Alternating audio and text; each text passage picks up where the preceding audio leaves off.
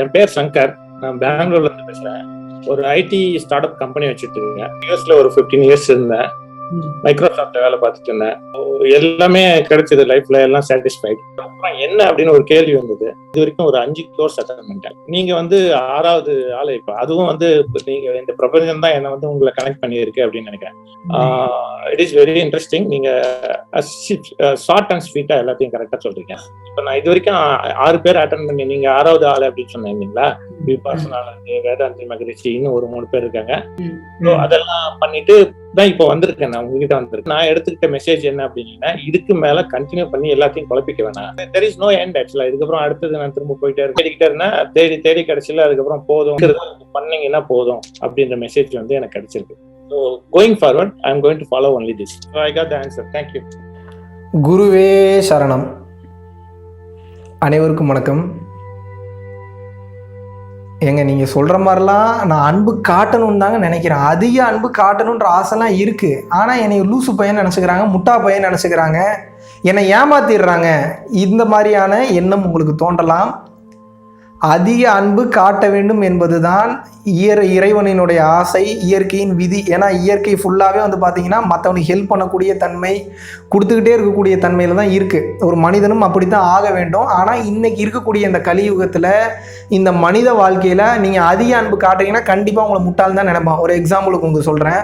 நீங்கள் உங்கள் வீட்டில் ஒரு வாட்ச்மேன் ஒருத்தர் இருக்கான்னு வைங்க. எப்பயுமே ஓவர் அன்பு நீங்கள் காமிச்சிக்கிட்டே இருக்கீங்க அப்படின்னா, நல்லா இருக்கீங்களா, சாப்பிடுங்க, இதை எடுத்துக்கங்க, அதை எடுத்துக்கங்க அப்படின்னீங்கன்னா ஒரு கட்டத்துக்கு மேலே அந்த அன்பே அவனை மிஸ்கைடு பண்ணும். எப்படி தெரியுமா பண்ணும்? உனக்கு ஏதோ விஷயம் தெரியாது போல், ஏதோ பைத்தியாரனா இருப்பான் போல், இன்னும் மற்றவன்லாம் நம்மளை வேறு மாதிரி ட்ரீட் பண்ணுறான், இவன் மட்டும் ஓவர் அன்பு காட்டுறான்னு சொல்லி நம்மளை உயர்ந்த நிலையில் நினைக்க மாட்டான். இவன் பைத்தியாரம் போல நினைக்கிறதுக்கு வாய்ப்புகள் அதிகமாக இருக்குது.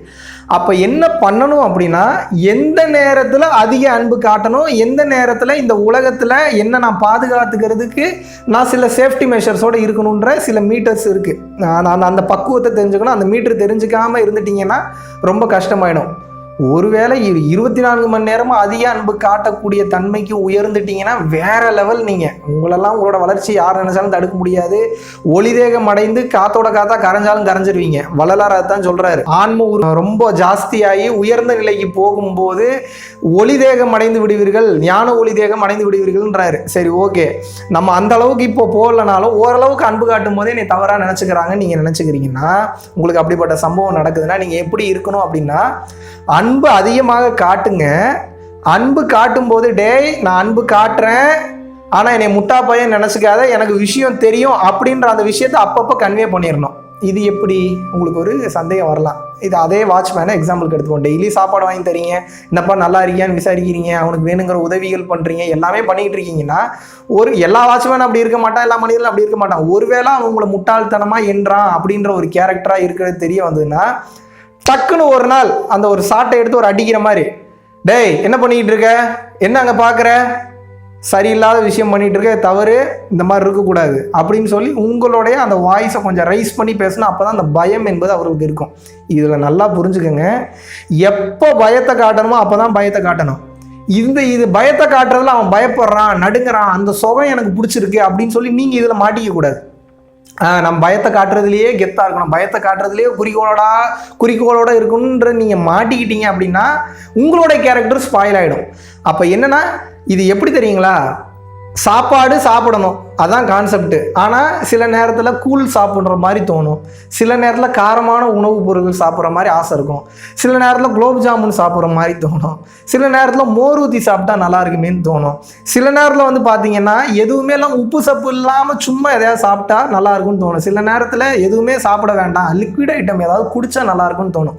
ஆனால் எது சாப்பிட்டாலும் உங்கள் பசி அடங்குது இல்லையா? அதுபோல தான் அன்பு காட்டும்போது எப்போ அன்பு காட்டணும், எப்போ அவனுக்கு வேணுங்கிற தெளிவை கொடுக்கணுன்றது நீங்கள் தெளிவாக இருக்கணும். இந்த தெளிவெல்லாம் உடனேலாம் வந்துடாது. நீங்கள் பழக பழக பழக பழக தான் வரும். அது உடனே வர்றதுக்கு உண்டான பேஸை உங்களுக்கு நான் சொல்லிட்டேன். அந்த பேஸை பிடிச்சி நீங்கள் ட்ராவல் பண்ண ஆரம்பிச்சிங்கன்னா மட்டும்தான் அதில் இருக்கக்கூடிய டீப்பான டெக்னிக்ஸ், அந்த நுட்பம் என்னன்றது தெரியும்.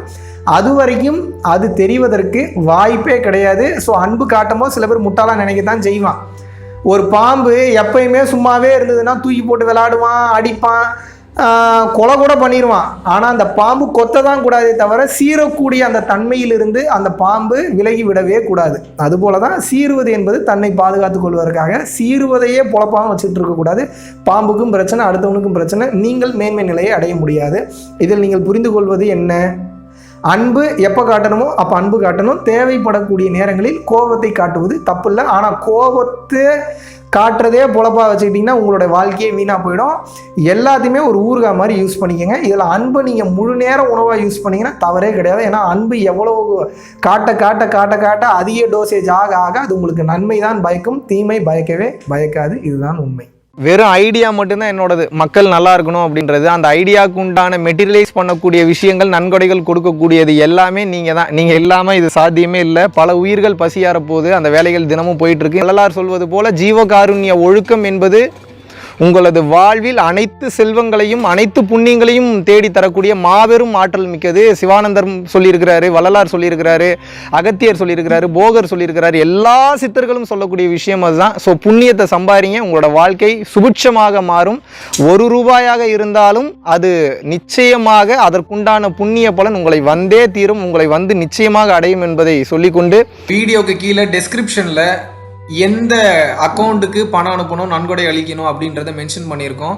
வாழ்க வளமுடன். குருவே சரணம்.